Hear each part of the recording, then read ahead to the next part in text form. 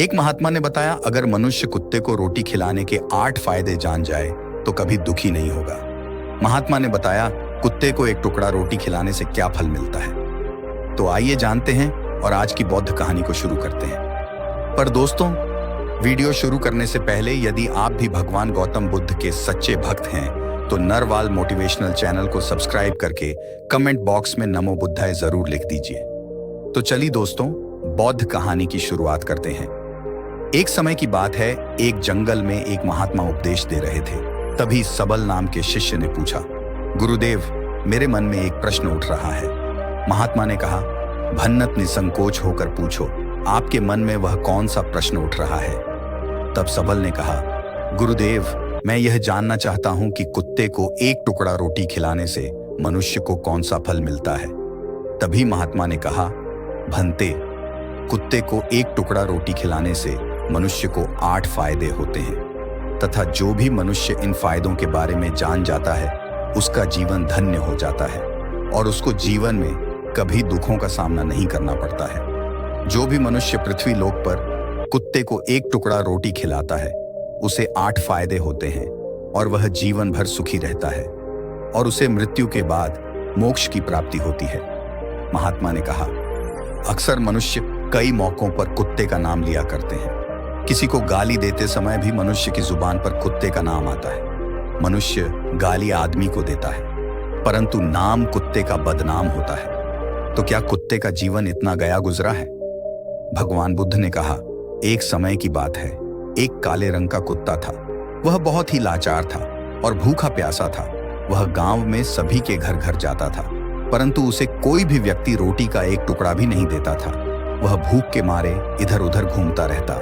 एक दिन वह गांव के बाहर नदी के किनारे एक आशी के आश्रम पर पहुंच गया और ऋषि से कहने लगा, हे मुनिवर, मुझे लगता है आप बहुत ही विद्वान तथा ज्ञानी हैं, इसीलिए मैं भूखा प्यासा आपके पास आया हूं। कृपा करके आप मुझे एक टुकड़ा रोटी का दे दीजिए जिससे मैं खाकर अपनी भूख को शांत कर लूं। तभी वह ऋषि कहता है, हे स्वान, क्या तुम्हें गांव में एक टुकड़ा रोटी का किसी ने नहीं दिया जिसे तुम खाकर अपनी भूख मिटा सको? महात्मा ने कहा, बनते। वह कुत्ता ऋषि से कहता है, हे मुनिवर, मैं आपको क्या बताऊं, आप मेरी बातों पर विश्वास नहीं करोगे। तभी वह आशी कहता, हे स्वान, तो बताओ, तुम्हारी बातों पर मैं विश्वास अवश्य करूंगा। मुझे तुम बहुत ही लाचार दिखाई पड़ते हो। तभी वह कुत्ता कहता है, ठीक है मुनिवर, मैं तुम्हें अपनी भीति बताता हूं। महात्मा ने कहा, कुत्ता ऋषि से कहता है, हे मुनिवर, दुनिया के लोगों, हम पर रहम करो। हमारा कोई घर नहीं होता है, कोई आसरा नहीं होता है, कमा कर खाना हमें नहीं आता है, हमें वस्त्र भी पहनने का ज्ञान नहीं है, इसलिए सर्दी गर्मी और बरसात में हम ऐसे ही घूमते रहते हैं, हमें पढ़ना लिखना भी नहीं आता। महात्मा ने कहा, वह कुत्ता कहता, मुनिवर, आपकी तरह हमें अनुशासन नहीं आता, हमें आपकी तरह बोलना नहीं आता, यह हमारा दुर्भाग्य ही समझिए, परंतु हमें आपकी तरह भूख भी लगती है, चोट लगने पर हमें आपकी तरह पीड़ा भी होती है, हमें आपकी तरह रोना भी आता है। बस इन्हीं 3 कामों में हम आपकी बराबरी करते हैं, इसलिए हम पर दया दिखाइए, हमें और कष्ट मत दीजिए। ईश्वर ने तो हमें वैसे भी कष्ट देकर ही भेजा है, ऊपर से आप लोग हमें परेशान करते हैं। हम आपकी तरह मनुष्य नहीं हैं, हम पराधीन जीव हैं। जब हमारा जन्म हुआ उस समय हमारे आंख कान बंद थे, कह नहीं सकते कि उस समय आपके जन्म पर जैसे नाच गाना होता है, बाजे बजते हैं, खुशी मनाई जाती है, हमारे जन्म पर भी यह सब हुआ होगा। हमारे जन्म पर किसने खुशी मनाई होगी? हम जिस बिछौना पर थे वह रुई का नरम तो था, सर्दी बिल्कुल नहीं लगती थी। मैं मन में सोच रहा था कि किसी बड़े घर में पैदा हुआ हूं, लेकिन जब हमारी आंख खुली तो मैंने देखा कि हमारी माँ, जिसे आप लोग कुतिया बोलते हो, वह अपने 5 बच्चों को छाती से चिपकाकर एक राख के ढेर में पड़ी थी। हम 5 भाई थे, बाकी 4 भाई तो लाल और भूरे रंग के थे। मैं अकेला ही काले रंग का था, सबसे छोटा में ही था, इसलिए कमजोर था। मेरी माँ हम लोगों के पास कम ही आती थी क्योंकि उसे भी अपने भोजन की व्यवस्था करनी पड़ती थी। यदि वह ना खाती तो हमें दूध कहाँ से पिलाती? उस एक माँ पर हम 5 भाई निर्भर थे। वह बेचारी अपने भोजन के लिए इधर उधर दौड़ती रहती थी। कभी भोजन मिल भी जाता था, कभी नहीं भी मिलता था। लेकिन वह हमेशा हम पांचों का बड़ा ख्याल रखती थी। आखिर वह हमारी माँ थी। वह रात भर जागकर गांव की रखवाली करती थी। किसी की मजाल नहीं थी कि कोई अनजान आदमी बुरी नीयत से गांव की तरफ भी झांक जाए। दूसरे गांव के कुत्ते भी हमारी माँ के डर से गांव में नहीं आते थे। गांव के किसी किसान के खेत में कोई जानवर खड़ी फसल खाने आते तो हमारी माँ उसे दौड़कर भगा देती। गांव वालों के लिए इतना सब करने के बाद भी कोई मनुष्य तो हमारी माँ को भोजन तक नहीं देता था। भोजन के लिए हमारी माँ को मजबूर होकर छीना झपट्टी करनी पड़ती थी। कई बार तो लोग उसे लाठी डंडों से पीट कर भगा देते थे। बेचारी उस दिन भूख ई प्यासी रहकर पेट की आग से जलती रहती थी। महात्मा ने कहा, वह कुत्ता कहता है मुनिवर, आखिर भूख तो हमें आपकी ही तरह लगती है। ऊपर से उसे अपने पांचों बच्चों की चिंता भी लगी रहती थी। आखिर माँ जो थी, भूख उसे चैन से बैठने नहीं देती थी और गांव वालों का भी उसे देखकर हृदय नहीं पसीजता था, तो बेबस होकर उन लोगों के घरों में मेन चोरी से घूमना पड़ता था और खाने की कोई चीज मिल जाती तो उसे खाकर अपने पेट की आग बुझा लेती थी। कई बार तो लोग उसे खाने की वस्तु ले जाते हुए देखते तो लाठी डंडे लेकर उसके पीछे पड़ जाते। कुछ निर्दय लोग तो कई बार उसे घर के अंदर बंद करके पीटते थे, हमारी माँ का बुरा हाल कर देते थे। फिर वह कुत्ता अर्श से कहता है, हे मुनिवर, हमारी माँ ने क्या बिगाड़ा था? उसने सिर्फ अपने पेट के लिए भोजन ही तो चुराया था। चोरी करने का हमें कोई शौक नहीं है, पर पापी पेट हमें यह सब करने के लिए मजबूर कर देता है। एक दिन की बात है, बड़ी जोरदार बरसात हुई। ओले पड़े थे, ठंडी हवा चल रही थी। उस ठंड में ठिठुर कर हमारे 3 भाई मर गए। उस दिन हमारी माँ बहुत रोई थी, लेकिन मनुष्य हमारी पीड़ा को नहीं समझे, क्योंकि उसके बच्चे थोड़े ही मरे थे। फिर वह कुत्ता कहता है, हे मुनिवर, अब हम सिर्फ 2 भाई रह गए थे। हमारी माँ हम दोनों की अच्छे से देखभाल करने लगी। फिर एक दिन उसी गांव में ठाकुर साहब के घर पर दावत चल रही थी और अनेक प्रकार की मिठाइयां बन रही थीं। ठाकुर साहब के घर काफी मेहमान आए हुए थे। हमारी माँ कुछ खाने की तलाश में बार बार उधर जाती, लेकिन लोग उसे दुत्कार कर भगा देते थे। किसी को उस पर इतना भी तरस नहीं आया कि एक रोटी उस बेचारी को खाने को फेंक दे। एक रोटी से उनका क्या बिगड़ जाता। मेरी माँ बार बार जाती और वहीं खड़ी खड़ी देखती रहती थी। ठाकुर साहब के आंगन में दावत खाने का सिलसिला चालू हुआ। भोजन परोसा जाने लगा। मेरी माँ भी वहीं जाकर पूंछ हिलाने लगी। खाना परोसने वाला आदमी जब किसी काम से भीतर गया तो मेरी माँ दबे पांव रोटी लेने को चल पड़ी। फिर दूसरे आदमी ने मेरी माँ को जाते हुए देख लिया तो चारों ओर से लोग चिल्ला चिल्ला कर उसकी तरफ भागे। मेरी माँ उनकी चीख सुनकर घबरा गई। 2-3 आदमी लाठी लेकर उसके पीछे बड़ बेहरमी से दौड़े। मेरी माँ वहां से घबरा कर भागने लगी, परंतु उसे वहां से निकलने का कोई रास्ता नहीं मिला, क्योंकि सामने से लोग लाठी डंडे लेकर आ रहे थे। तभी मेरी माँ वहां पर जो लोग भोजन कर रहे थे उनको लांघ कर निकल गई। महात्मा ने कहा, आगे वह कुत्ता कहता है, हे मुनिवर, मेरी माँ अपने निकलने पर इतनी हैरान नहीं थी जितनी कि उन लोगों को देखकर हुई थी जो वहां पर दावत खा रहे थे। वह सब उठकर खड़े हो गए।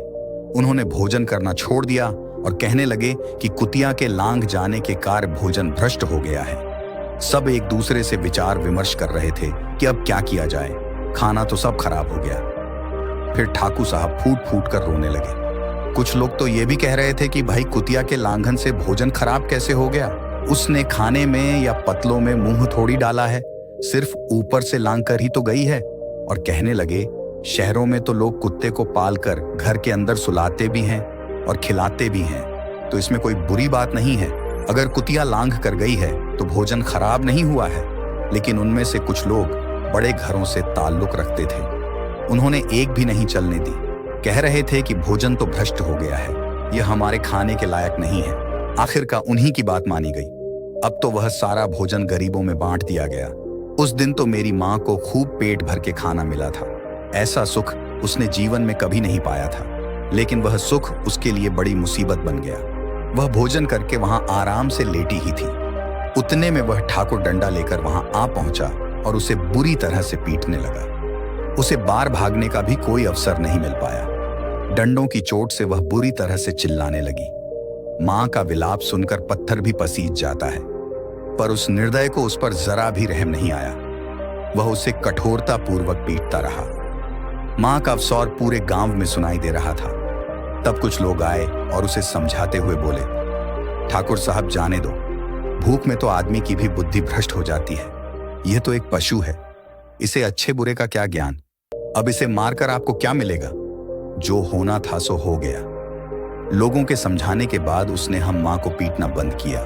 मां ने आकर सारी कहानी हम दोनों भाइयों को सुनाई। हमने सोचा कि कितना कष्ट भरा है। हम कुत्तों का जीवन, आदमी एक रोटी के टुकड़े के बदले एक चोर की जितना पीटता है, बेकार है। ऐसे लोग जो हम लोगों की पीड़ा को नहीं समझते। महात्मा ने कहा, वह कुत्ता कहता है, हे मुनिवर, एक दिन की बात है। उसी गांव के बाहर एक ब्राह्मण आकर ठहरा हुआ था। उसने अपने भोजन के लिए एक जगह ला बनाया और उस पर दाल बनाने के लिए रख दी। उसके बाद आटा गोद कर रख दिया। वह वहीं पा में कुएं पर पानी लेने चला गया। इधर कहीं से मेरी मां भी घूमती हुई वहीं पहुंच गई। उसने आटे को देखा तो सोचने लगी कि शायद इस आट का कोई मालिक नहीं है। यही सोचकर वह उस आटे को खाने लगी। उधर उस ब्राह्मण ने कुएं के पास से देखा कि उसका आटा एक कुतिया खा रही है, तो वह बड़ा दुखी हुआ। वह बेचारा रोने लगा, क्योंकि वह भी 2 दिनों का भूखा और थका हुआ था। कुछ लोगों ने उससे कहा, अरे ब्राह्मण देवता, इस कुतिया ने तुम्हारा भी आटा बिगाड़ दिया। कल तो इसने ठाकुर साहब की पूरी रसोई बिगाड़ कर रख दी। ब्राह्मण दुखी होता हुआ बोला, भाई मुझे क्या मालूम था, यह दुष्ट कुतिया मेरे आटे को खाने के लिए घी लगाए बैठी है।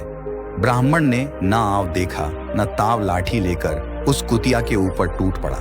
मां उस आटे को ठीक से खा भी नहीं पाई थी, पर उससे ज्यादा कि उस पर लाठी बरस कई महीनों तक मेरी मां लड़खड़ाते हुई घूमती रही। तब उस दिन समझ में आया कि आदमी कितना खुदगर्ज है।